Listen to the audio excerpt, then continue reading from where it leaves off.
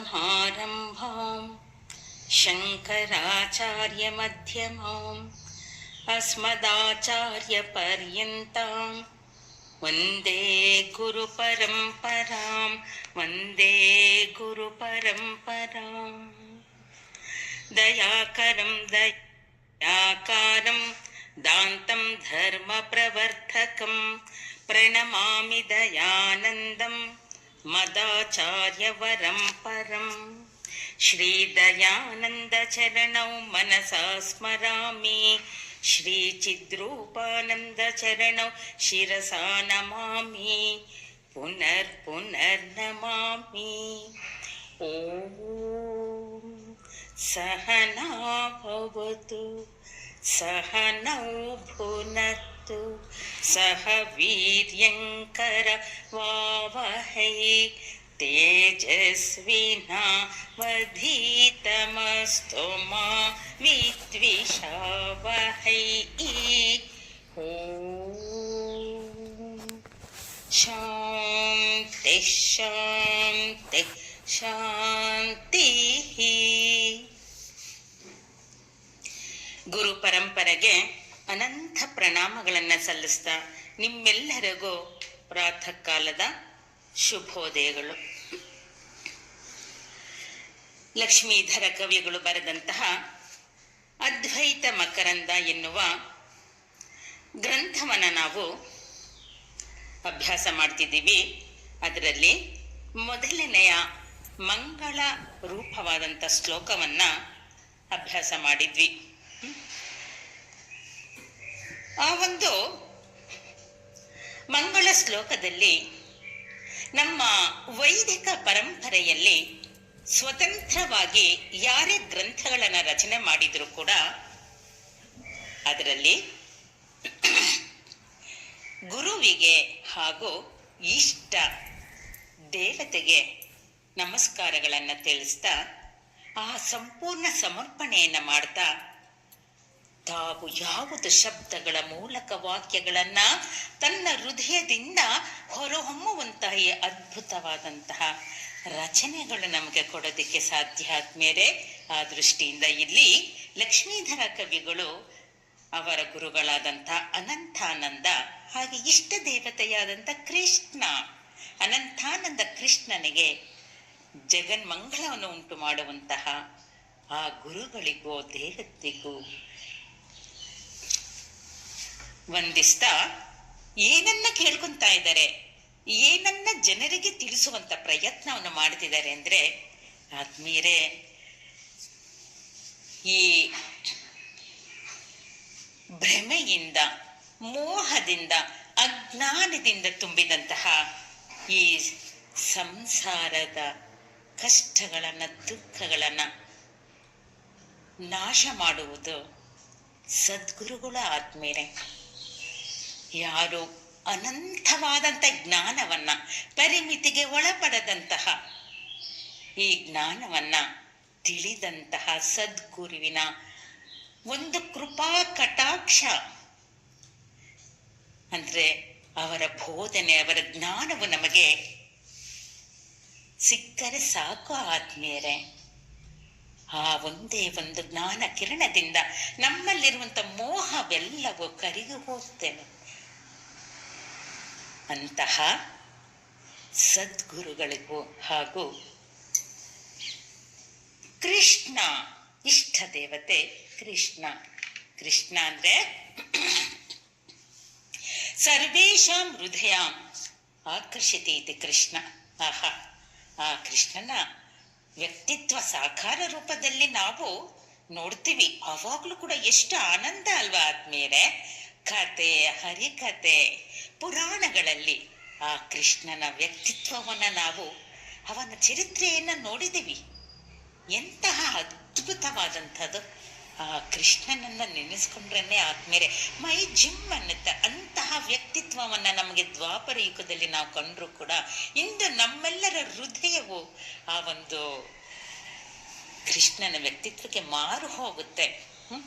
ಅಂತಹ ಕೃಷ್ಣ ಇಷ್ಟ ದೇವತೆ ಅಂತ ಅಂದ್ಮೇಲೆ ಗುರುಗಳು ಆ ಇಷ್ಟ ದೇವತೆಯನ್ನ ಆ ಕೃಷ್ಣನಿಗೆ ವಂದನ ಮಾಡುವುದರ ಜೊತೆಗೆ ಇಲ್ಲಿ ಈ ವೇದಾಂತದಲ್ಲಿ ಕೃಷ್ಣನನ್ನ ನಾವು ಅನಂತಾನಂದವನ್ನು ನೀಡುವಂತಹ ಪರಮಾತ್ಮ ಎನ್ನುವ ದೃಷ್ಟಿಯಲ್ಲಿ ಇಲ್ಲಿ ಅವರಿಗೆ ನಮಸ್ಕಾರವನ್ನು ತಿಳಿಸ್ತಾ ಇದ್ದಾರೆ ಕವಿಗಳು. ಅನಂತಾನಂದ, ಅಂಥವಿಲ್ಲದಂಥ ಆನಂದವನ್ನ ಕೊಡುವವನೇ ಆ ಪರಮಾತ್ಮ, ಆ ಕೃಷ್ಣ. ಅಂಥವನಿಗೆ ನಾವು ನಮಸ್ಕರಿಸ್ತಾ ಈ ಗ್ರಂಥವನ್ನ ಅಭ್ಯಾಸ ಮಾಡಿದ್ದಾದ್ರೆ ಆ ಗುರುಗಳಿಗೆ, ಕೃಷ್ಣನಿಗೆ ಶರಣಾಗಿ ಸಮರ್ಪಿಸಿಕೊಂಡು ನಾವು ಅಭ್ಯಾಸ ಮಾಡ್ತಾ ಇದ್ರೆ ಯಾವ ಅನಂತಾನಂದವನ್ನ ಕವಿಗಳು ತಾವು ಪಡೆದು ಆ ಅನಂತಾನಂದವನ್ನ ನಮಗೂ ನೀಡ್ತಾ ಇದ್ದಾರೋ ಅಂತಹ ಗುರುಗಳಿಗೆ ನಾವು, ಹಾಗೂ ಅದನ್ನೇ ಬೋಧನೆ ಮಾಡುತ್ತಿರುವಂತಹ, ನಮ್ಗೆ ಆ ಜ್ಞಾನವನ್ನು ತಿಳಿಸಿದಂತಹ ನಮ್ಮ ಸದ್ಗುರುಗಳಿಗೂ ಕೂಡ ನಾವು ವಂದನೆ ಮಾಡ್ತಾ ವಂದಿಸುತ್ತಾ ಆ ಮುಂದಿನ ಒಂದು ಶ್ಲೋಕವನ್ನ ಅಭ್ಯಾಸ ಮಾಡೋಣ. ಲಕ್ಷ್ಮೀಧರ ಕವಿಗಳು ಆ ಮೊದಲನೆಯ ಮಂಗಳ ಶ್ಲೋಕವನ್ನ ಹೀಗೆ ತಿಳಿಸ್ತಾ ಇದ್ದಾರೆ. ಕಟಾಕ್ಷ ಕಿರಣ ಚಾಂತ ನಮನ್ ಮೋಹಾಬ್ಧಯೇ ನಮಃ ಅನಂತಾನಂದ ಕೃಷ್ಣಾಯ ಜಗನ್ ಮಂಗಳ ಮೂರ್ತಯೇ.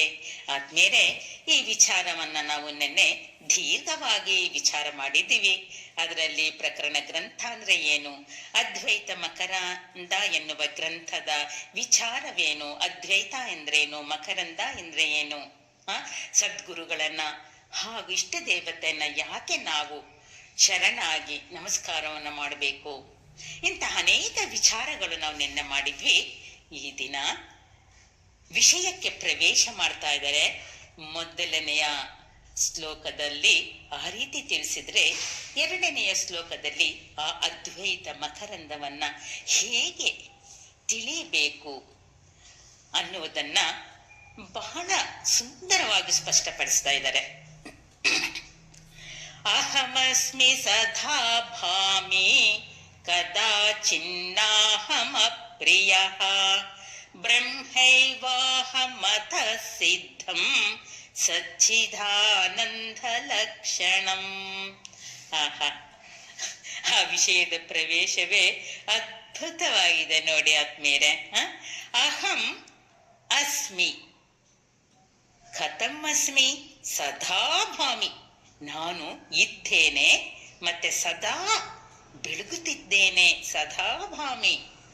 ಕದಾಚಿತ್ ಅಹಂ ನ ಅಪ್ರಿಯ, ಅಹಂ ಕದಾಚಿತ್ ನ ಅಪ್ರಿಯ, ನಾನು ಎಂದಿಗೂ ಅಪ್ರಿಯನಲ್ಲ. ಅತಃ ಸಚ್ಚಿದಾನಂದ ಲಕ್ಷಣಂ ಬ್ರಹ್ಮ ಏವ ಅಹಂ ಸಿದ್ಧಂ. ಎರಡನೇ ಲೈನಿನಲ್ಲಿ ನಾವು ಈ ರೀತಿ ಅನ್ವಯ ಮಾಡಿಕೊಂಡ್ರೆ ಅರ್ಥ ಸುಲಭವಾಗುತ್ತೆ. ಬ್ರಹ್ಮ ಏವ ಅಹಂ ಅತಃ ಸಿದ್ಧಂ ಸತ್ ಚಿತ್ ಆನಂದ ಲಕ್ಷಣಂ. ಹೀಗೆ ಪದ ವಿಭಾಗವಾಗಿ ಈ ಸಮಸ್ತ ಪದವನ್ನ ಬಿಡಿಸ್ಕೊಂಡು ಈ ಅನ್ವಯ ರೂಪದಲ್ಲಿ ಅರ್ಥ ಮಾಡ್ಕೊಳ್ಳೋಣ.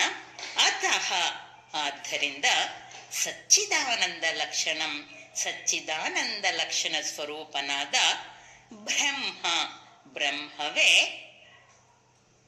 ಏವ ಅಹಂ ಸಿದ್ಧ, ಬ್ರಹ್ಮನೇ ನಾನು ಎಂಬುದು ಸಿದ್ಧವಾಯಿತು.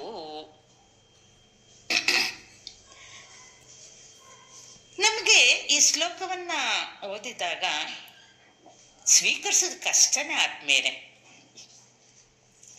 ಯಾಕೆಂದ್ರೆ ಈ ವೇದಾಂತ ಎಲ್ಲರಿಗೂ,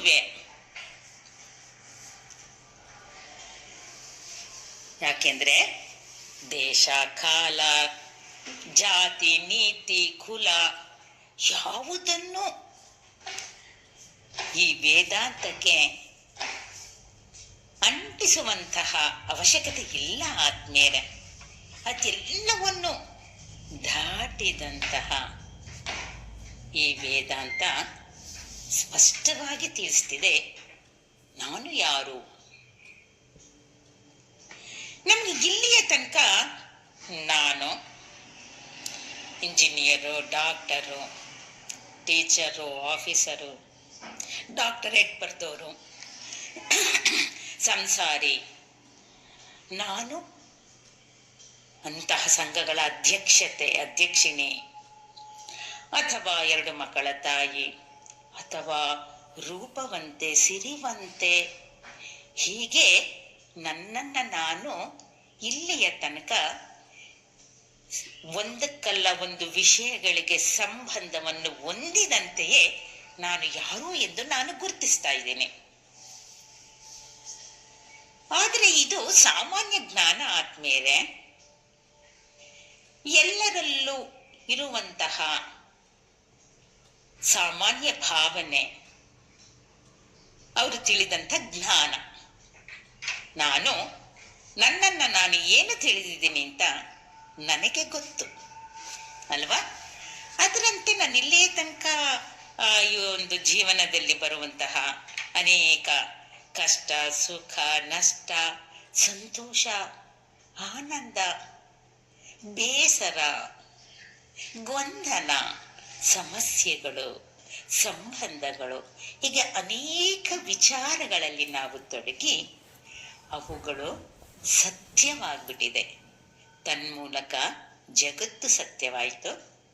ನಾನು ಈ ರೀತಿಯಾಗಿ ಜೀವಿಸಿರುವುದು ನನಗೆ ಸತ್ಯವಾಗಿದೆ. ಆದರೆ ಗ್ರಂಥದಲ್ಲಿ ಕವಿಗಳು ತಿಳಿಸ್ತಾ ಇದ್ದಾರೆ, ಇದೆಲ್ಲದಕ್ಕೂ ಅದಮ್ಯವಾದಂಥ ಮತ್ತೊಂದು ಶಕ್ತಿ ಇದೆ.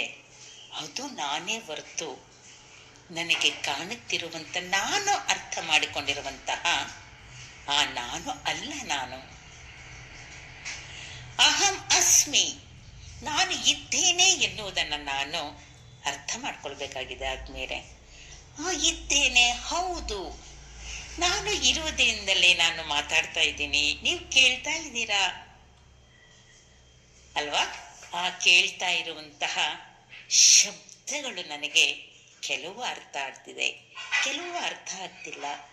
ಆದರೂ ಇದು ನಿತ್ಯ ಸತ್ಯ ಅಂತ ಅನ್ನಿಸ್ತಿದೆ. ನೀವು ಹೇಳ್ತೀರಾ ವಿಷಯಗಳು, ನಾನು ಇಲ್ಲಿ ತನಕ ಆ ರೀತಿ ಯೋಚನೆ ಮಾಡಿಲ್ವಲ್ಲ ಅಂತನೂ ಅನ್ನಿಸ್ತಾ ಇದೆ. ಇಂತಹ ಅನೇಕ ಭಾವನೆಗಳನ್ನ ನಾನು ತಿಳಿತಾ ಇದ್ದೀನಿ ಎನ್ನುವುದನ್ನ ಸೂಕ್ಷ್ಮವಾಗಿ ಚಿಂತನೆ ಮಾಡಿದ್ರೆ ಈ ವೃತ್ತಿಗಳೆಲ್ಲವೂ ಬದಲಾಗ್ತಾ ಇದೆ. ಆ ಎಲ್ಲ ವೃತ್ತಿಗಳಿಗೂ, ನನ್ನ ಎಲ್ಲ ಅನಿಸಿಕೆಗಳಿಗೂ ಕಾರಣವಾಗಿ ನಾನು ಇದ್ದೀನಿ ಎನ್ನುವುದು ನಮಗೆ ಸ್ಪಷ್ಟ ಆಗ್ತಿದೆ. ನಾನು ಇದ್ದೀನಿ ಎನ್ನುವುದರಲ್ಲಿ ಬದಲಾವಣೆ ಇಲ್ಲ. ನಾನು ಏನು ಈ ವಿಷಯಗಳನ್ನ, ವೃತ್ತಿಗಳನ್ನ, ಈ ವಿಚಾರವನ್ನ ತಿಳಿತಾ ಇದ್ದೀನೋ ಅವುಗಳು ಬದಲಾಗ್ತಿದೆ, ನಾನು ಬದಲಾಗಿಲ್ಲ. ಇಂತಹ ಈ ಸೂಕ್ಷ್ಮ ವಿಚಾರವನ್ನ ನಾವು ಇಂತಹ ಸತ್ಸಂಗದಲ್ಲಿ ವಿಚಾರ ಮಾಡೋದಕ್ಕೆ ಸಾಧ್ಯ ಆದ್ಮೇಲೆ ಅದಕ್ಕೆ ಮೊದಲನೆಯ ಶಬ್ದವಾಗಿ ಹೇಳ್ತಾ ಇದ್ದಾರೆ, ಅಹಂ ಅಸ್ಮಿ, ನಾನು ಇದ್ದೀನಿ. ಇವಾಗ ನಮ್ಗೆ ಅರ್ಥ ಆಗಿದೆ ಯಾವ ನಾನು ಇದ್ದೀನಿ ಅನ್ನುವುದು ಅರ್ಥ ಆಗ್ತಿದೆ. ಈ ನಾನು ಅನ್ನುವುದು ನನಗೆ ಕಾಣುತ್ತಿರುವಂಥ ವ್ಯವಹಾರಿಕ ನಾನು ಅಲ್ಲ. ಇದು ಅದಕ್ಕೂ ಸಾಕ್ಷಿಯಾಗಿರುವಂತಹ ಆ ನಾನು ಅನ್ನುವುದು ನನಗೆ ಇವಾಗ ಸ್ವಲ್ಪ ಸತ್ಯ ಅಂತ ಅನ್ನಿಸ್ತಾ ಇದೆ ಅಲ್ವಾ ಆದ್ಮೇಲೆ ಅದರ ಬಗ್ಗೆ, ಆ ವಿಶೇಷವಾದಂತಹ ನಾನುವಿನ ಬಗ್ಗೆ ಇಲ್ಲಿ ತಿಳಿಸ್ತಾ ಇದ್ದಾರೆ. ಆ ನಾನು ಹೇಗಿದ್ದೀನಿ ಎನ್ನುವುದನ್ನ ಕೂಡ ಇಲ್ಲಿ ಹೇಳ್ತಾ ಇದ್ದಾರೆ. ಸದಾಭಾಮಿ, ಸದಾಭಾಮಿ, ಆ ನಾನು ಸದಾ ಬೆಳಗ್ತಿದ್ದೇನೆ. ಅಂದ್ರೆ ನನ್ನಲ್ಲಿ ಬರುವಂತಹ ವೃತ್ತಿಗಳನ್ನ, ವಿಷಯಗಳನ್ನ ಇಂಥದ್ದು ಎಂದು ಬೆಳಗ್ತಾ ಇದೆ. ಬೆಳಗ್ತಾ ಇದೆ ಅಂದ್ರೆ ಆ ವೃತ್ತಿಗಳು ಇಂಥದ್ದೇ ಎನ್ನುವ ಅರಿವು ಮೂಡಿಸ್ತಾ ಇರುವಂತಹದೇ ಆ ನಾನು ಸದಾ ಪ್ರಕಾಶವಾಗಿ ಇದ್ದೀನಿ. ಎಷ್ಟು ಚೆನ್ನಾಗಿದೆ ನೋಡಿ ಆದ್ಮೇಲೆ ಅಹಮಸ್ಮಿ ಕಥಮಸ್ಮಿ ಅಹಂ ಸದಾ ಭಾಮಿ, ಸದಾ ಎಲ್ಲವನ್ನು ಬೆಳಗುತ್ತಿದ್ದೇನೆ ಎನ್ನುವ ರೂಪದಲ್ಲಿ ಎಷ್ಟು ಚೆನ್ನಾಗಿ ಹೇಳ್ತಿದ್ದಾರೆ. ಆ ಒಂದು ಪ್ರಕಾಶ ನನ್ನಿಂದಲೇ ಉಂಟಾಗ್ತಿದೆ, ಅಂದರೆ ಜ್ಞಾನ ರೂಪದಲ್ಲಿ ನನ್ನಲ್ಲಿ ನಡೆಯುತ್ತಿರುವಂತಹ ಎಲ್ಲ ವ್ಯವಹಾರ ವಿಷಯಗಳಿಗೂ ನಾನು ಸಾಕ್ಷಿಯಾಗಿದ್ದೀನಿ ಎನ್ನುವುದು ನನಗೆ ಸತ್ಯ ಅಂತ ಅನಿಸುತ್ತೆ. ಆದರೆ ಆತ್ಮೀಯರೇ, ಒಮ್ಮೊಮ್ಮೆ ಇದು ಹೌದು ನೀವು ಹೇಳ್ತಿರೋದು ಸತ್ಯ ಅನಿಸುತ್ತೆ, ಆದರೆ ನಾನು ಇಲ್ಲಿಯ ತನಕ ವಿಚಾರ ಇನ್ನೂ ನನಗೆ ಸ್ಪಷ್ಟ ಆಗ್ತಾ ಇಲ್ಲ ಅಂತ ಅನ್ನಿಸ್ತಿದೆ.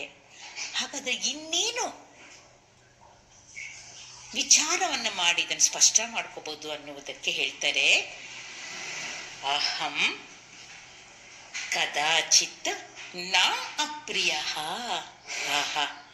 ಆ ನಾನು ಸದಾ ಬೆಳಗ್ತಾ ಇರುವಂತಹ ನಾನು ನನ್ನಲ್ಲಿ ಹೇಗೆ ಪ್ರಕಾಶ ರೂಪವಾಗಿದೆಯೋ ಅದು ಆ ನಾನುವಿನ ಬಗ್ಗೆ ನನಗೆ ಯಾವಾಗಲೂ ದ್ವೇಷ ಇಲ್ಲವೇ ಇಲ್ಲ. ಆ ನಾನು ನನಗೆ ಬಹಳ ಪ್ರಿಯವಾದದ್ದು, ನನಗೆ ಇಷ್ಟವಾದದ್ದು. ನನಗೆ ಕೆಲವು ವಿಷಯಗಳಲ್ಲಿ, ಕೆಲವು ವ್ಯಕ್ತಿಗಳಲ್ಲಿ ಕೆಲವು ಸಾರಿ ಇಷ್ಟ ಆಗ್ಬೋದು, ಕೆಲವು ಸಾರಿ ಇಷ್ಟ ಆಗದೇ ಇರ್ಬೋದು. ಆದ್ಮೇಲೆ ಕೆಲವು ಸಾರಿ ಒಂದು ವ್ಯಕ್ತಿ, ಒಂದು ವಸ್ತು, ಒಂದು ನಾವು ಇಂದ್ರಿಯಗಳ ಮೂಲಕ ಅನುಭವಿಸುವಂತಹ ಒಂದು ಸುಖವಾಗ್ಲಿ ದುಃಖವೂ ಆಗ್ಲಿ ಸದಾ ಒಂದೇ ತರ ಇರೋದಿಲ್ಲ ಆದ್ಮೇಲೆ. ಒಂದು ಸಾರಿ ಅದು ನನಗೆ ಜಾಮೂನ್ ಬೇಕು ಅನ್ಸುತ್ತೆ, ತುಂಬಾ ಇಷ್ಟ ಅನ್ಸುತ್ತೆ. ಮತ್ತೊಂದ್ಸರಿ ಆ ಜಾಮೂನ್ ಕಣ್ಣ ನನಗೆ ದ್ವೇಷ. ಒಮ್ಮೆ ಒಂದು ವ್ಯಕ್ತಿ ನನಗೆ ಬಹಳ ಅಪ್ಯಾಯಮಾನವಾಗಿ ಕಾಣ್ತಾರೆ, ಆ ವ್ಯಕ್ತಿ ಮತ್ತೊಮ್ಮೆ ನನಗೆ ಬೇಡ ಅಂತ ಅನ್ಸುತ್ತೆ. ಎಂತಹ ಆಟ ನೋಡಿ ಆದ್ಮೇಲೆ ನಮ್ಮೊಳಗೆ ಸದಾ ನಡೀತಿರುತ್ತೆ. ಈಗ ಇಷ್ಟ ಅನಿಷ್ಟದ ವಿಚಾರಗಳು, ಬೇಕು ಬೇಡಗಳದ ವಿಚಾರಗಳು, ಮಾನ ಅಪಮಾನಗಳು, ಸುಖ ದುಃಖಗಳು, ಗೌರವ ಅಗೌರವ, ಇಂತಹ ಅನೇಕ ಭಾವನೆಗಳನ್ನ ನಾವು ಪ್ರತಿ ನಿಮಿಷ ಅನುಭವಿಸ್ತಿರ್ತೀವಿ ಆದ್ಮೇಲೆ. ಇದೆಲ್ಲವೂ ನನಗೆ ಪ್ರಿಯನೂ ಆಗ್ಬೋದು, ಅಪ್ರಿಯನೂ ಆಗ್ಬೋದು. ಆದರೆ ನಾವು ಇವಾಗ ಯಾವ ನನ್ನನ್ನು ನಾನು ತಿಳಿತಾ ಇದ್ದೀನೋ ಆ ನಾನು ನನಗೆ ಅಪ್ರಿಯ ಆಗೋದಕ್ಕೆ ಸಾಧ್ಯನೇ ಇಲ್ಲ. ಅದಕ್ಕೆ ನೋಡಿ ಆದ್ಮೇಲೆ ನಾವು ಆಲ್ಬಮ್ ಇರುತ್ತೆ ನಮ್ಮದು, ಯಾರ್ದಾದ್ರೂ ಮದುವೆಗಳಿಗೋ ಫಂಕ್ಷನ್ಗೂ ಹೋಗಿರ್ತೀವಿ, ಅಥವಾ ನಮ್ಮ ಮನೆಯದು ನಮ್ಮ ಮನೆಯ ಫಂಕ್ಷನ್ ಇಂದ ಆಲ್ಬಮ್ ಇರುತ್ತೆ. ಅದರಲ್ಲಿ ನಾವು ಫಸ್ಟ್ ಯಾರನ್ನ ನೋಡ್ತೀವಿ? ಸ್ವಾಮೀಜಿಯವ್ರು ಸದಾ ಎಷ್ಟು ಚೆನ್ನಾಗಿ ಹೇಳ್ತಿರ್ತಾರೆ, ಎಷ್ಟು ಜನ ಇದ್ರು ಕೂಡ ಗ್ರೂಪಲ್ಲೂ ಕೂಡ ನಾನು ಇದೀನೋ ಇಲ್ವೋ ಅಂತಾನೆ ನಾನು ಫಸ್ಟ್ ನೋಡ್ಕೊಳ್ಳೋದು. ಯಾಕೆಂದ್ರೆ ಆ ನಾನು ಎಲ್ಲ ವಿಷಯಗಳಿಗೂ ಅಧಿಷ್ಠಾನವಾದಂತಹ ಚೈತನ್ಯ ರೂಪದಲ್ಲಿ ಇರುವಂತಹ ನನ್ನ ಸ್ವರೂಪವಾಗಿದೆ, ಸಹಜ ಸ್ವರೂಪವಾಗಿದೆ. ಆದರೆ ನಾನು ಇಲ್ಲಿಯ ತನಕ ವ್ಯಾವಹಾರಿಕವಾಗಿ ನಾನು ರೂಪನಾಮ ಗುಣದಲ್ಲಿ ನಾನು ಇದ್ದೆ. ಆದರೆ ಇವಾಗ ಅದಕ್ಕೂ ಸಾಕ್ಷಿಯಾದಂತಹ ನನ್ನೊಳಗೆ ಸದಾ ನಾನು ಬೆಳಗುತ್ತಿರುವಂತಹ ನನಗೆ ಪ್ರಿಯವಾದ ನಾನುನ ಬಗ್ಗೆ ನಾನು ವಿಚಾರ ಮಾಡ್ತಾ ಇದ್ದೀನಿ, ತಿಳಿತಾ ಇದ್ದೀನಿ. ಅದನ್ನ ಶಾಸ್ತ್ರ ಇನ್ನೂ ಸುಲಭವಾಗಿ ಅರ್ಥ ಮಾಡ್ಕೊಳ್ಳಿ ಅಂತ ಸಾಕ್ಷಿ ಎನ್ನುವ ಶಬ್ದದಿಂದಲೂ ಕೂಡ ಹೇಳುತ್ತೆ. ಆ ಸಾಕ್ಷಿ ನಾನು ನನಗೆ ಸದಾ ಪ್ರಿಯವಾದದ್ದು, ನಾನು ಸದಾ ಇದ್ದೀನಿ ಅನ್ನುವುದಕ್ಕೆ ಆ ಸಾಕ್ಷಿಯೇ ಕಾರಣ. ನಾನಿವಾಗ ಕೇಳ್ತಾ ಇದ್ದೀನಿ ಅನ್ನುವುದಕ್ಕೂ ಸಾಕ್ಷಿಯೇ ಕಾರಣ. ನನಗೆ ಗೊತ್ತಾಗ್ತಿದೆ, ಗೊತ್ತಾಗ್ತಿಲ್ಲ ಅನ್ನುವುದು ನನಗೆ ಗೊತ್ತು. ಈ ನಾನು ಎಂದೂ ಬದಲಾಗಿಲ್ಲ ಆದ್ಮೇಲೆ ಸದಾ ಕಾಲ ಜ್ಞಾನದ ರೂಪದಲ್ಲಿ ಎಲ್ಲವನ್ನೂ ಬೆಳಗ್ತಾ ಇರುವಂತಹ ಈ ನಾನುವೇ ಸತ್ಯ. ಇನ್ನು ಕಾಣುತ್ತಿರುವಂತಹ ಈ ಶರೀರಾದಿಗಳೆಲ್ಲವೂ ಕೂಡ ಬದಲಾಗುವಂತಹದ್ದು. ಇನ್ನು ನಾನು ವ್ಯವಹರಿಸುತ್ತಿರುವಂತಹ ಜಗತ್ತು ಕೂಡ ಬದಲಾಗುವಂಥದ್ದು ಎನ್ನುವುದನ್ನು ನಾವು ನಿಧಾನವಾಗಿ ವಿಚಾರ ಮಾಡಿದರೆ ಸ್ಪಷ್ಟ ಆಗುತ್ತೆ ಆತ್ಮೀಯರೇ. ಇದು ಮಾತ್ರ ಸತ್ಯ. ನಾನು ಏನು ಜಗತ್ತಿನ ಜೊತೆ ವ್ಯವಹಾರ ಮಾಡ್ತಾ ಇದ್ದೀನೋ ಅದೆಲ್ಲವೂ ಮಿಥ್ಯ ಆತ್ಮೀಯರೇ. ಯಾಕೆ ಮಿಥ್ಯ ಅಂದರೆ ಅದೆಲ್ಲವೂ ಬದಲಾಗ್ತಾ ಇದೆ. ಎಲ್ಲದಕ್ಕೂ ಕಾಲ ಪರಿಮಿತಿ ಇದೆ. ನಾಶವಾಗುವಂಥದ್ದು ದೇಶ ಪರಿಮಿತಿ ಇದೆ. ಒಂದು ಕಾಲದಲ್ಲಿ ಒಂದು ಜಾಗದಲ್ಲಿ ಇದ್ದಂಥದ್ದು ಮತ್ತೆ ಅದು ಅದೇ ರೀತಿ ಇರುತ್ತೆ ಅಂತ ಹೇಳೋದಕ್ಕಾಗೋದಿಲ್ಲ. ವಿಕಾರ ಹೊಂದುತ್ತೆ, ಬದಲಾಗುತ್ತೆ, ನಾಶ ಹೊಂದುತ್ತೆ. ಇಂತಹ ಜಗತ್ತಿನೊಳಗೆ ನಾನು ಇಲ್ಲಿಯ ತನಕ ಏನು ವ್ಯವಹರಿಸ್ತಿದ್ನೋ ಅದೆಲ್ಲವೂ ಮಿಥ್ಯ ಎನ್ನುವುದು ನಮಗೆ ತಿಳಿತಾ ಇದೆ. ಹೌದಾ ಅಲ್ವೇ ಹೇಳಿ ಆದ್ಮೇಲೆ? ನಾನು ಇಲ್ಲಿಯ ತನಕ ಯಾವುದು ಸತ್ಯ ಅನ್ಕೊಂಡಿದ್ನೋ, ಯಾವ ವ್ಯವಹಾರಗಳು, ಆಸ್ತಿ, ಅಂತಸ್ತು, ಸಂಬಂಧಗಳು, ಎಷ್ಟು ನನ್ನ ಜೀವನದಲ್ಲಿ ನಾನು ಆದ್ಯತೆ ಕೊಟ್ಟಿದ್ನಲ್ವಾ, ಆದರೆ ಅದು ಯಾವುದೂ ಸತ್ಯವಲ್ಲ. ಎಲ್ಲವೂ ಬದಲಾಗ್ತಿದೆ. ಇಂತಹ ಎಲ್ಲ ಅನುಭವಗಳಿಗೂ ಯಾವ ಸಾಕ್ಷಿಯಾಗಿ ನಾನು ಇದ್ದೀನೋ ಆ ಇದ್ದೀನಿ ಅನ್ನುವುದು ಎಂದೂ ಬದಲಾಗಿಲ್ಲ ಆತ್ಮೀಯರೇ. ಇಲ್ಲಿ ಪುಸ್ತಕ ಇದೆ, ಪೆನ್ನು ಇದೆ, ಟೇಬಲ್ ಇದೆ, ಮೈಕ್ ಇದೆ, ಎಲ್ಲವೂ ಇದೆ ಇದೆ ಇದೆ ಇದೆ ಅನ್ನುವುದು ಬದಲಾಗಿಲ್ಲ. ಅದರ ಹಿಂದೆ ಇರುವಂತಹ ವಸ್ತುಗಳು ಬದಲಾಗ್ತಾ ಇದೆ ಅಲ್ವಾ? ಆ ಇದೆ ಅನ್ನುವುದು ಎಂದೂ ನಾಶವಾಗೋಕ್ಕೆ ಸಾಧ್ಯ ಇಲ್ಲ. ಆದ್ಮೇಲೆ ನಾವು ಇನ್ನೊಂದಷ್ಟು ಸುಲಭವಾಗಿ ತಿಳ್ಕೊಳ್ಬೇಕು ಅಂದರೆ, ನನ್ನಲ್ಲಿ ಬರುವಂತಹ ವೃತ್ತಿಗಳನ್ನು ನಾವು ಇನ್ನಷ್ಟು ಸ್ಪಷ್ಟ ಮಾಡುತ್ತೆ.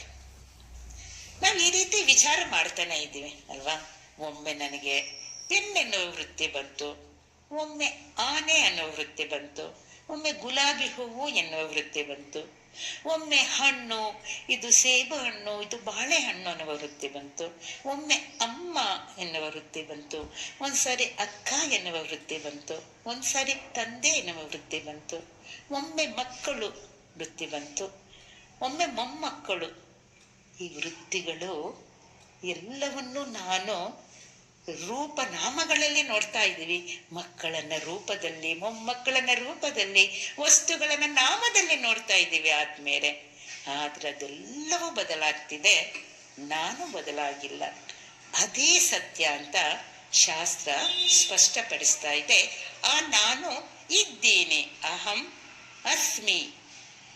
ಮತ್ತೆ ಹೇಗಿದ್ದೀನಿ? ಸದಾ ಭಾಮಿ, ಸದಾ ಇದ್ದೇನೆ, ಸದಾ ಜ್ಞಾನ ರೂಪದಲ್ಲಿ ಎಲ್ಲವನ್ನು ಬೆಳಗ್ತಾ ಇದ್ದೀನಿ. ಆ ನಾನು ಕದಾಚಿತ್ ಯಾವಾಗಲೂ ನನಗೆ ಅಪ್ರಿಯವಲ್ಲವೇ ಅಲ್ಲ. ಸದಾ ಆ ನಾನು ನನಗೆ ಇಷ್ಟ. ನೋಡಿ ಆದ್ಮೇಲೆ ದೇಹದ ದೃಷ್ಟಿಯಲ್ಲಿ ನನಗೆ ನನ್ನ ಬಗ್ಗೆ ಒಮ್ಮೊಮ್ಮೆ ಬೇಸರ ಆಗ್ಬೋದು. ಯಾಕೆಂದ್ರೆ ದೇಹ ಕಪ್ಪಿದೆ, ಉದ್ದ ಇದೆ, ಬೆಳ್ಳಗಿದೆ, ದಪ್ಪ ಇದೆ, ಸಣ್ಣ ಇದೆ. ಆಮೇಲೆ ದೇಹಕ್ಕೂ ಕೂಡ ಅನಾರೋಗ್ಯ ಉಂಟಾಗುತ್ತೆ, ನೋವುಗಳಿದೆ ಅಲ್ವಾ?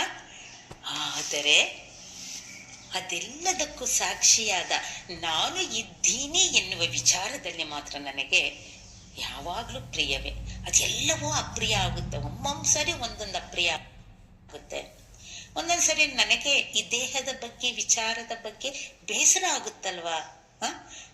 ಏನಪ್ಪ ದೇಹ ಯಾವುದಕ್ಕೂ ಸಹಕರಿಸೋದಿಲ್ಲ, ಮೇಲೆ ಮೇಲೆ ಶೀತ ಕೆಮ್ಮ ಆಗುತ್ತೆ ಅಂತ ಅನ್ಕೊಂತಾ ಇರ್ತೀವಿ. ಆಮೇಲೆ ಒಮ್ಮೊಮ್ಮೆ ಈ ಮನಸ್ಸಿನಲ್ಲೂ ಕೂಡ ಏನೇನೋ ವಿಚಾರಗಳು ಬರ್ತಾವಪ್ಪ, ಇದು ಸರಿಯಲ್ಲ ಅಂತ ಹೇಳಿ ಮನಸ್ಸು ಬುದ್ಧಿಗಳ ಮೇಲೂ ಮತ್ತೆ ಅಹಂಕಾರದ ಮೇಲೂ, ಈ ಒಂದು ಕ್ಷೇತ್ರದಲ್ಲಿರುವವರೆಗೆ ಅಹಂಕಾರದ ಬಗ್ಗೆ ಆಸಕ್ತಿ ಇಲ್ಲ. ಆದ್ಮೇಲೆ ಅಹಂಕಾರ ಅಂದ್ರೆ ಅದು ಬೇಸರ. ಯಾಕೆ ಹೀಗೆ ನನ್ನಲ್ಲಿ ಈ ತರ ಅಭಿಮಾನ, ದಂಭವನ್ನ ನನಗೆ ಪದೇ ಪದೇ ಬರ್ತಾ ಇದೆ ಅಂತ ನಾವು ಎಚ್ಚರಗೊಳ್ತೀವಿ ಅಲ್ವಾ ಆದ್ಮೇಲೆ? ಆದರೆ ಇಂಥದ್ದೆಲ್ಲದಕ್ಕೂ ಸಾಕ್ಷಿಯಾದಂತಹ ನಾನು, ಆ ಚೈತನ್ಯ ಸಾಕ್ಷಿ ನನಗೆ ಸದಾ ಇಷ್ಟ. ಇಷ್ಟ ಅನ್ನುವುದು ಇಷ್ಟ, ಇಷ್ಟ ಇಲ್ಲ ಅನ್ನುವುದು ಇಷ್ಟ. ಆ ಎರಡು ಇಷ್ಟಗಳಿಗೂ ಸಾಕ್ಷಿಯಾದಂಥ ನನಗೆ ಆ ಸಾಕ್ಷಿಯೇ ಸತ್ಯ ಎನ್ನುವುದನ್ನ ನಾನು ಈ ಒಂದು ಶ್ಲೋಕದಲ್ಲಿ ಸ್ಪಷ್ಟ ಮಾಡಿಕೊಳ್ಳನಂತೆ. ಇನ್ನು ಎರಡನೇ ಸಾಲಿನಲ್ಲಿ ಲಕ್ಷ್ಮೀಧರ ಕವಿಗಳು ಹೇಳ್ತಾ ಇದ್ದಾರೆ,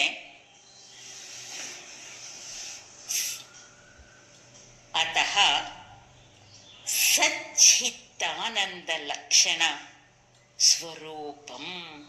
ಆಹಹ, ಎಷ್ಟು ಮೂಲವಾದ ಜ್ಞಾನವನ್ನು ತಿಳಿಸ್ತಾ ಇದ್ದಾರೆ. ಆದ್ರಿಂದ ಆ ನನ್ನ ಆ ಇರುವಿಕೆ ಸದಾ ಇದ್ದೀನಿ ಎನ್ನುವ ಆ ಇರುವಿಕೆ ಮತ್ತೆ ಆ ಸದಾ ಬೆಳಗುತ್ತಿರುವಂತಹ ಅದು ಏನು ನಾನು ಇಷ್ಟ ಅಂತ ಅನ್ಕೊಂಡಿದ್ನೋ ಅದಕ್ಕೆ ಶಾಸ್ತ್ರ ಸಚ್ಚಿತ್ ಆನಂದ ಲಕ್ಷಣ ಅಂತ ಹೇಳಿ ಇಲ್ಲಿ ಸ್ಪಷ್ಟಪಡಿಸ್ತಾ ಇದ್ದಾರೆ. ಹಾಗಾದರೆ ಸದಾ ಅಹಮಸ್ಮಿ, ಸದಾ ಇದ್ದೀನಿ ಅನ್ನುವುದಕ್ಕೆ ಸತ್ ಎನ್ನುವ ಶಬ್ದವನ್ನ ಹೇಳ್ತಾ ಇದ್ದಾರೆ. ಇನ್ನು ಸದಾ ಬೆಳಗ್ತಾ ಇದ್ದೀನಿ, ಅದೇ ನೋಡಿ ಆದ್ಮೇಲೆ ಎಷ್ಟು ಚೆನ್ನಾಗಿ ಬರ್ದಿದ್ದಾರೆ.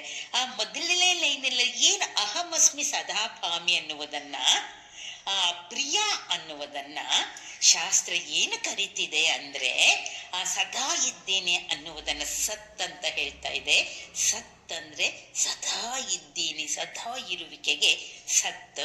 ಮತ್ತೆ ಅದು ಸದಾಭಾಮಿ, ಸದಾ ಪ್ರಕಾಶವಾಗಿ ನನಗೆ ನಾನು ಇದ್ದೀನಿ ಎನ್ನುವ ಜ್ಞಾನವನ್ನ ನೀಡ್ತಾ ಇದೆಯಲ್ಲ, ಅದೇ ಚಿತ್ತು.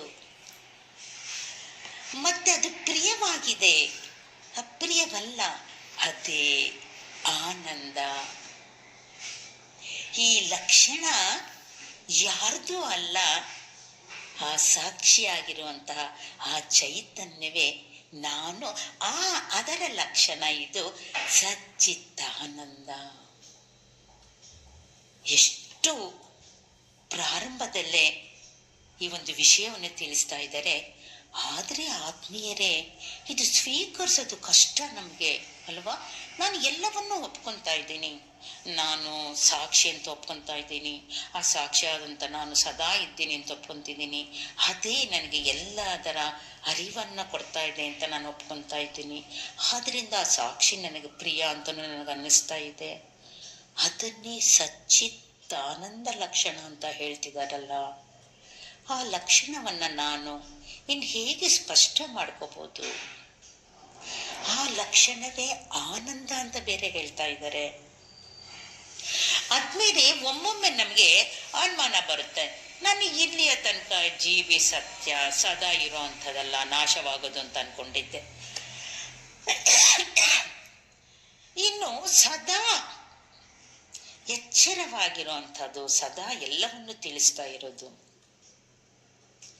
ಅಂತ ಇವ್ರು ಹೇಳ್ತಿದಾರ. ಆದ್ರೆ ನನ್ಗೆ ಅನ್ನಿಸ್ತಾ ಇದೆ, ಇಲ್ಲ, ನಾನು ಕಾಣ್ತಿರೋದು ಜಗತ್ತೆಲ್ಲ ಜಡ ಜಡ, ಮತ್ತೆ ಇದೆಲ್ಲವೂ ಕೂಡ ನನಗೆ ದುಃಖವನ್ನು ತರುತ್ತೆ. ಇಂತಹ ಜೀವಿಯ ಲಕ್ಷಣಗಳನ್ನ ನಾನು ತಿಳ್ಕೊಂಡಿದ್ದೆ ಈ ತರ, ಅಂದ್ರೆ ಜಡವಾದುದು ಮತ್ತೆ ದುಃಖಮಯವಾದದ್ದು. ಮತ್ತೆ ಈ ವ್ಯವಹಾರಗಳಾಗ್ಲಿ, ಈ ಜೀವಿ ಆಗ್ಲಿ ಸದಾ ಇರೋದಿಲ್ಲ ಅಲ್ವಾ? ಇದೆಲ್ಲವೂ ಜೀವಿಯ ಲಕ್ಷಣ, ಹೌದಲ್ವಾ? ನಾನು ಇರೋದಿಲ್ಲ ಅನ್ನುವುದು ನನಗೆ ಗೊತ್ತು, ನಾನು ಸದಾ ಸುಖವಾಗಿ ಇರೋದಿಲ್ಲ, ದುಃಖದಿಂದನೂ ಇರ್ತೀನಿ ಅನ್ನೋದು ಗೊತ್ತು ನನಗೆ. ಆಮೇಲೆ ಒಮ್ಮೊಮ್ಮೆ ನನ್ನಲ್ಲಿ ಅಜ್ಞಾನದ ಛಾಯೆ ಆವರಿಸೋದು ನನಗೆ ಗೊತ್ತು. ಆದ್ರೆ ಇದಕ್ಕೂ ಅತಿಯಾಗಿ ಇಲ್ಲಿ ಕವಿಗಳು ಹೇಳ್ತಾ ಇದ್ದಾರೆ, ನೀನು ಸದಾ ಇದ್ದೀಯ, ಮತ್ತೆ ನೀನು ಜ್ಞಾನ ಸ್ವರೂಪವಾಗಿದ್ದೀಯ, ಚೈತನ್ಯವಾಗಿ ಇದ್ದೀಯ, ಮತ್ತೆ ನೀನು ಸದಾ ಆನಂದವನ್ನು ಬಯಸ್ತೀಯ. ಆದ್ರಿಂದ ನಿನ್ನ ಸ್ವರೂಪವೇ ಆನಂದ, ಆದ್ರಿಂದ ನಿನ್ನ ಲಕ್ಷಣ ಸಚ್ಚಿತ್ ಆನಂದ ಅಂತ ಸ್ಪಷ್ಟವಾಗಿ ಹೇಳ್ತಾ ಇದ್ದಾರೆ. ಆದ್ರೆ ಆತ್ಮೀಯರೇ, ನನಗೆ ಇನ್ನೂ ಅನುಭವಕ್ಕೆ ಬರ್ತಾ ಇಲ್ಲ. ಹಾಗಾದ್ರೆ ನಾನು ಏನು ಮಾಡ್ಬೇಕು ಇದನ್ನು ಸ್ಪಷ್ಟ ಮಾಡ್ಕೊಳಕ್ಕೆ? ಇಷ್ಟೇ ಅಲ್ಲ ಆತ್ಮೀಯರೇ, ನೀನೇ ಬ್ರಹ್ಮ ಏವ ಅಹಂ. ನಾನು ಬ್ರಹ್ಮನೇ ಆಗಿದ್ದೀನಿ ಎನ್ನುವುದನ್ನು ಕೂಡ ಶಾಸ್ತ್ರ ಸಿದ್ಧ ಮಾಡ್ತಾ ಇದೆ. ನಾನು ಬ್ರಹ್ಮನೇ ಎನ್ನುವುದು ಕೂಡ ಸಿದ್ಧ ಎನ್ನುವುದನ್ನು ಶಾಸ್ತ್ರ ಹೇಳ್ತಿದೆ. ಶಾಸ್ತ್ರ ಪ್ರಮಾಣವನ್ನ ನಾವು ಸ್ವೀಕರಿಸ್ತಾ ಇದ್ದೀವಿ. ಇನ್ನು ಈ ಶಾಸ್ತ್ರವನ್ನು ಬೋಧಿಸುತ್ತಿರುವಂತಹ ಸದ್ಗುರುವಿನ ಮೇಲೂ ಕೂಡ ನಮಗೆ ನಂಬಿಕೆ ಇದೆ. ಯಾಕೆಂದ್ರೆ ಈ ಜ್ಞಾನವನ್ನ ಸಂಪ್ರದಾಯಬದ್ಧವಾಗಿ ನಾವು ಪರಂಪರೆಯಿಂದ ತಿಳಿಸಿದಂತಹ ಒಂದು ಸಂಪ್ರದಾಯದಲ್ಲಿ ನಾವು ಅಭ್ಯಾಸ ಮಾಡ್ತಿದ್ದೀವಿ. ಅಂತಹ ಸದ್ಗುರುಗಳನ್ನು ನಾವೆಲ್ಲ ಪಡೆದಿದ್ದೀವಿ. ಆದ್ರಿಂದ ನನಗೆ ಅವ್ರು ಹೇಳ್ತಿರೋದು ಸತ್ಯ ಅಂತ ಅನ್ನಿಸ್ತಿದೆ. ಅವರು ಪ್ರಮಾಣಬದ್ಧವಾಗಿ ಶಾಸ್ತ್ರಬದ್ಧವಾಗಿ ಹೇಳ್ತಿದ್ರು ಕೂಡ ನನಗೆ ಪ್ರತ್ಯಕ್ಷ ಪ್ರಮಾಣದ ಅನುಭವಗಳೆಲ್ಲ ಇದೆ. ಕಣ್ಣಿಗೆ ಇಂದ್ರಿಯಗಳಿಗೆ ಕಾಣ್ತಿರುವಂಥ ಪ್ರಮಾಣ ಸತ್ಯ ಅನ್ಸುತ್ತೆ. ಆದರೆ ಇದು ನನಗೆ ಇನ್ನು ಸಿದ್ಧಾಂತ ತಿಳಿಯುವುದು ಕಷ್ಟ ಆಗ್ತಿದೆ. ನಾನು ಇದನ್ನ ಹೇಗೆ ಒಪ್ಕೊಳ್ಳಿ ಅಂತ ನಮಗೆ ಅನುಭವದಲ್ಲೂ ಇದೆ ಮತ್ತೆ ಅನ್ನಿಸ್ತಾ ಇದೆಯಲ್ಲ ಆದ್ಮೇಲೆ. ಆದ್ರೆ ಏನ್ ಮಾಡೋದು, ನಾನು ಹೇಗೆ ಇದನ್ನು ತಿಳ್ಕೊಳ್ಳೋದು? ಇದು ತಿಳ್ಕೊಳ್ಳದೆ ಇರೋದಕ್ಕೆ ಕಾರಣ ಏನು? ಅದಕ್ಕೆ ನನ್ನಲ್ಲಿರುವಂತಹ ಅಪರಿಪಕ್ವತೆ ಮತ್ತೆ ನನ್ನಲ್ಲಿರುವಂತಹ ಅಜ್ಞಾನ ಇಷ್ಟೇ ಅಲ್ಲ ಆದ್ಮೇಲೆ ನಾನು ಇನ್ನು ಇಂತಹ ವಿಚಾರಗಳನ್ನ ಸತತವಾಗಿ ನಾನು ಚಿಂತನೆ ಮಾಡದೇ ಇರುವುದು ಕಾರಣ ಆದ್ಮೇಲೆ ನಾನು ಬ್ರಹ್ಮನೇ ಎಂದು ನಾನು ಸ್ವೀಕರಿಸದೇ ಇರೋದಕ್ಕೆ ಕಾರಣ ನಾನೇ. ಅದಕ್ಕೆ ಶಾಸ್ತ್ರ ಹೇಳುತ್ತೆ, ಸದಾಕಾಲ ತತ್ ಚಿಂತನಂ ತತ್ ಅಧ್ಯಯನಂ ಅನ್ಯೋನ್ಯ ಪ್ರಬೋಧನಂ ತತ್ ಕಥನಂ. ಈ ರೀತಿ ಅದೇ ವಿಚಾರವನ್ನ ಚಿಂತಿಸು, ಮತ್ತೆ ಆ ವಿಚಾರವನ್ನ ಒಬ್ಬರ ಜೊತೆ ಮತ್ತೊಬ್ಬರು ಅನ್ಯೋನ್ಯವಾಗಿ ಪ್ರಬೋಧನಂ ಪ್ರಕರ್ಷೇನ ಆ ಬೋಧನೆಯನ್ನು ಮಾಡ್ತಾ ಮತ್ತೊಬ್ಬರಿಂದ ತಿಳಿತಾ ಹೇಳ್ತಾ ಈ ಬ್ರಹ್ಮಾಭ್ಯಾಸವನ್ನು ಮಾಡು ಅಂತ ಹೇಳಿ ವಿದ್ಯಾರಣ್ಯರು ತಮ್ಮ ಗ್ರಂಥದಲ್ಲಿ ಬರೆದಿದ್ದಾರೆ. ಆದ್ಮೇಲೆ ನಮ್ಮ ಭಗವದ್ಗೀತೆಯಲ್ಲಿ ಹೇಳುತ್ತೆ, ಬ್ರಹ್ಮಾಭ್ಯಾಸ ಬ್ರಹ್ಮ ಭಾವನೆಯನ್ನ ಬೆಳೆಸ್ಕೊಳ್ಳೋದಿಕ್ಕೆ ನಾನು ಪ್ರತಿ ಕ್ಷಣವೂ ನನ್ನೊಳಗೆ ನಾನು ವೀಕ್ಷಣೆ ಮಾಡ್ತಾ ಇರುವುದೇ ಬ್ರಹ್ಮಾಭ್ಯಾಸ. ಜೊತೆಗೆ ಈ ಗ್ರಂಥಗಳ ವಿಚಾರಗಳನ್ನ ಚಿಂತನೆ ಮಾಡಿ ಅದರ ಬಗ್ಗೆ ಒಬ್ಬರಿಗೊಬ್ರು ವಿಚಾರ ವಿನಿಮಯವನ್ನ ಮಾಡ್ಕೊಂತ ಈ ಬ್ರಹ್ಮಾಭ್ಯಾಸದಲ್ಲಿ ತೊಡಗು. ಆವಾಗ ಆ ಅಹಂ ಬ್ರಹ್ಮ ಏವ ಅಸ್ಮಿ, ನಾನು ಬ್ರಹ್ಮನೇ ಆಗಿದ್ದೀನಿ ಎನ್ನುವುದು ಆ ಬ್ರಹ್ಮ ಭಾವದಲ್ಲಿ ನನಗೆ ಉಳಿಯೋದಿಕ್ಕೆ ಸಾಧ್ಯ. ಅದಕ್ಕೆ ಹೇಳ್ತಾರೆ ಆದ್ಮೇಲೆ, ಜಗತ್ ಮಿಥ್ಯ, ಜಗತ್ತಿನ ವ್ಯವಹಾರದಲ್ಲಿ ಎಷ್ಟು ತೊಡಗ್ತೀಯ ನೀನು, ಈ ಸಂಸಾರದಲ್ಲಿ ಎಷ್ಟು ನಿನ್ನನ್ನ ನೀನು ಕರ್ತವ್ಯ ಕರ್ತವ್ಯ ಅಂತ ಹೇಳಿ ಅದ್ರಲ್ಲಿ ಮುಳುಗು ಹೋಗ್ತೀಯ.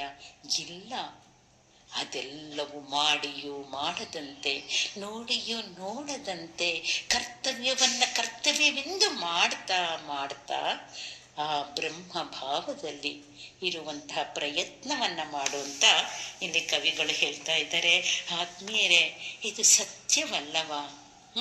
ನನ್ನ ಮನಸ್ಸು ಇವಾಗ ಎಷ್ಟು ಶುದ್ಧವಾಗಿ ಇದನ್ನ ವೀಕ್ಷಿಸ್ತಾ ಇದೆ ಅಂದ್ರೆ, ಕೇಳ್ತಾ ಕೇಳ್ತಾ ನನ್ನೊಳಗೆ ನಾನು ಆ ಅರಿವನ್ನ ಮೂಡಿಸ್ಕೊತಾ ಇದ್ದೀನಿ.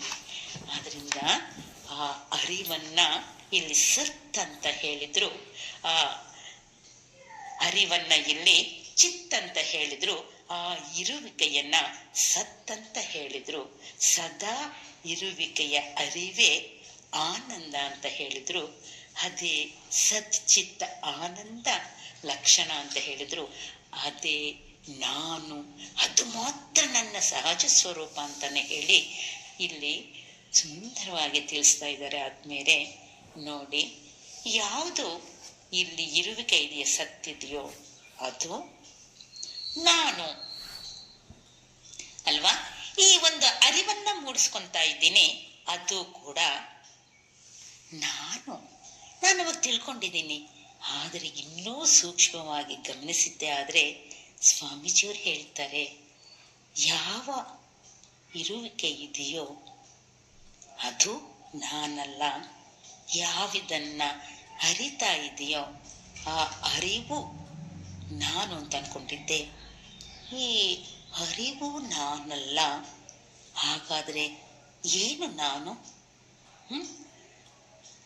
ಏನು ನಾನು ಹಾಗಾದರೆ? ಹೇಳ್ತಾರೆ, ಅರಿವೇ ನಾನು. ಅರಿಯುವಿಕೆ ನಾನಲ್ಲ. ಅರಿವಿಕೆಯ ಇರುವಿಕೆ ನಾನಲ್ಲ. ಆದರೆ ನಾನು ಏನು? ಅರಿವೇ ನಾನು. ಇನ್ನೊಂದನ್ನ ಆಧರಿಸಿ ಇಲ್ಲ ನಾನು. ನನ್ನ ಸ್ವರೂಪವೇ ಅರಿವು. ನಾನೇ ಅರಿವು, ಅರಿವೇ ನಾನು. ಸತ್ತೇ ನಾನು, ಚಿತ್ತೇ ನಾನು. ಅಷ್ಟು ಚೆನ್ನಾಗಿ ಹೇಳ್ತಾರೆ ನೋಡಿ ರಮಣರು. ಸತ್ವಭಾಸಿಕ ಚಿತ್ವೇತರ ಸತ್ತಯಾಹಿ ಚಿತ್ತ ಚಿತ್ತಯಾಹ್ಯಹಂ. ಆಹಾ, ಆ ಸತ್ಸ್ವರೂಪವಾದಂತಹ ಇರುವಿಕೆಯ ಅರಿವೇ ನಾನಾಗಿದ್ದೇನೆ ಹೊರತು ಅಲ್ಲಿ ಸತ್ತನ್ನೋದು ಬೇರೆ ಅಲ್ಲ, ಚಿತ್ತನ್ನೋದು ಬೇರೆ ಅಲ್ಲ. ಹೇಳ್ತಾರೆ, ಇಲ್ಲಿಯ ತನಕ ನಾನು ಬೇರೆ ಅನ್ಕೊಂಡಿದ್ದೆ, ಜೀವ ಬೇರೆ ಅನ್ಕೊಂಡಿದ್ದೆ. ನನಗೆ ಸತ್ಜ್ಞಾನವನ್ನು ಕೊಡುವುದಕ್ಕೆ ಇಲ್ಲಿಯ ತನಕ ನಾನು ನಂಬಿದಂತಹ ಈಶ್ವರ ಬೇರೆ ಅನ್ಕೊಂಡಿದ್ದೆ. ಅದೆಲ್ಲವೂ ಒಂದೇ. ಅದೇ ನಾನು, ಅದೇ ಅರಿವೇ ನಾನು, ನಾನೇ ಅರಿವು. ಅದನ್ನ ಸಚ್ಚಿತ್ ಆನಂದ ಎನ್ನುವ ಲಕ್ಷಣದಿಂದ ಶಾಸ್ತ್ರ ಕರೀತಾ ಇದೆ. ಅದನ್ನೇ ಬ್ರಹ್ಮ ಅಂತ ಹೇಳ್ತಾ ಇದೆ. ಅದನ್ನೇ ಸಚ್ಚಿತ್ತಾನಂದ ಲಕ್ಷಣ ಅಂತ ಹೇಳ್ತಾ ಇದೆ. ಇದೇ ನಿಶ್ಶಬ್ದಂ ಬ್ರಹ್ಮ ಉಚ್ಯತೆ ಅಂತ ಶಾಸ್ತ್ರ ಹೇಳ್ದಂಗೆ ಆ ಇರುವಿಕೆಯ ಅರಿವಿನ ಮೌನವೇ, ಆ ಅರಿವಿನ ಮೌನವೇ ನಾನಾಗಿದ್ದೇನೆ ಆತ್ಮೀಯರೇ. ಇದು ಹೇಗೆ ನನ್ನೊಳಗೆ ಅನೇಕ ಬಾರಿ ಆ ಎಚ್ಚರದಲ್ಲಿ ಅರಿವಿನಲ್ಲಿ ಇರ್ತೀನಿ ನಾನು. ಆದರೆ ಆ ಆನಂದ ಜಗತ್ತಿನ ವ್ಯವಹಾರದ ಜೊತೆ ಆ ಜಗತ್ತು ತನ್ನ ಮಾಯೆಯೊಳಗೆ ಎಳ್ಕೊಂಡು ಹೋಗ್ಬಿಡುತ್ತೆ ಆತ್ಮೀಯರೇ. ಅದಕ್ಕಾಗಿ ನಾನು ಸದಾಕಾಲ ತತ್ಕಥನಂ ತತ್ ಚಿಂತನಂ ತತ್ ಪ್ರಬೋಧನಂ, ಆ ಬ್ರಹ್ಮಾಭ್ಯಾಸದಲ್ಲಿ ಇದ್ರೆ ಮಾತ್ರ ಈ ಆನಂದ ಸಾಧ್ಯ ಆದ್ಮೇಲೆ. ಇಲ್ಲಿ ಒಂದೇ ಒಂದು ಉದಾಹರಣೆ ಚೆನ್ನ ಅನ್ನಿಸ್ತಿದೆ. ನಮ್ಮ ಅರಸೀಕೆರೆ ಆರ್ಷ ವಿದ್ಯಾ ಕೇಂದ್ರದಲ್ಲಿ ನಾವು ಇದೇ ಜನವರಿ 5 ಸಹಸ್ರ ಶಂಖಾಭಿಷೇಕ ಮಾಡಿದ್ವಲ್ಲ.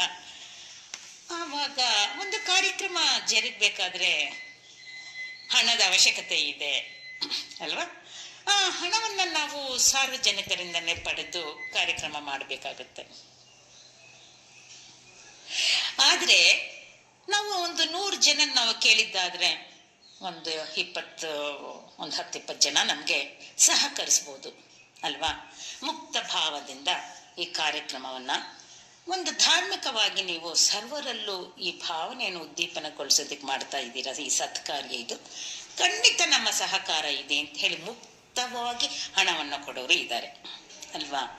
ಆದ್ರೆ ಮತ್ತೆ ಕೆಲವರು ಅಪ್ಪ ಇವ್ರು ಬಂದ ತಕ್ಷಣ ಗೊತ್ತಾಯ್ತು ಇವ್ರು ದುಡ್ಡಿಗೆ ಬಂದಿರ್ಬೋದನ, ಯಾಕಂದ್ರೆ ಇವರು ಸಂಘವನ್ನ ನಡೆಸ್ತಾ ಇದ್ದಾರೆ, ಕಾರ್ಯಕ್ರಮಗಳು ನಡೆಸ್ತಾ ಇದ್ದಾರೆ, ಏನ್ ಮಾಡೋದಪ್ಪ ಅಂತ ಹೇಳಿ ಏನೋ ಒಂದಿಷ್ಟು ಕೊಟ್ಕೊಳ್ಸೋಣ ಅಂತ ಹೇಳುವ ಭಾವನೆಯಿಂದನೂ ಕೂಡ ಕೊಟ್ಟು ಕಳಿಸ್ಬೋದು.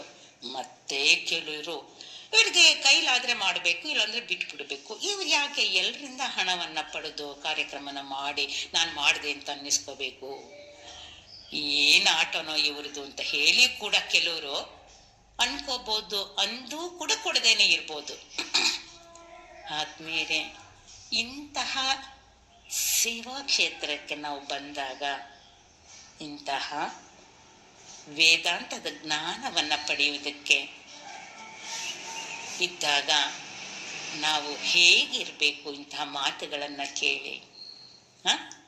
ಯಾಕಂದ್ರೆ ಇದರಿಂದ ನಮ್ಗೇನು ಆಗ್ಬೇಕಾಗಿಲ್ಲ. ಸಮಾಜಕ್ಕಾಗಿ ನಾವು ಸಮಾಜಕ್ಕೆ ಈ ಜ್ಞಾನವನ್ನ ತಲುಪಿಸ್ಬೇಕು.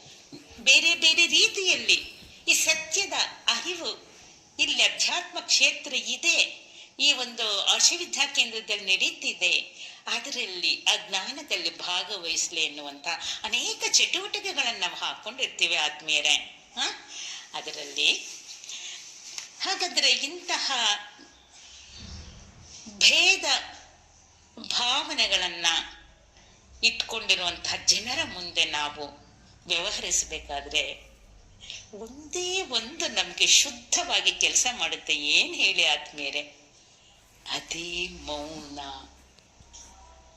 ಅವರು ಏನಂದ್ರು ಕೂಡ ನಾವು ಮೌನವಾಗಿರ್ತೀವಿ. ಅದು ಎಂತಹ ಮೌನ ಅಂದ್ರೆ ಸಚ್ಚಿತ್ತಾನಂದದ ಮೌನ. ಇಂತಹ ಅನೇಕ ವ್ಯವಹಾರಗಳಲ್ಲಿ ನಾವು ನಮ್ಮ ಜೀವನದಲ್ಲಿ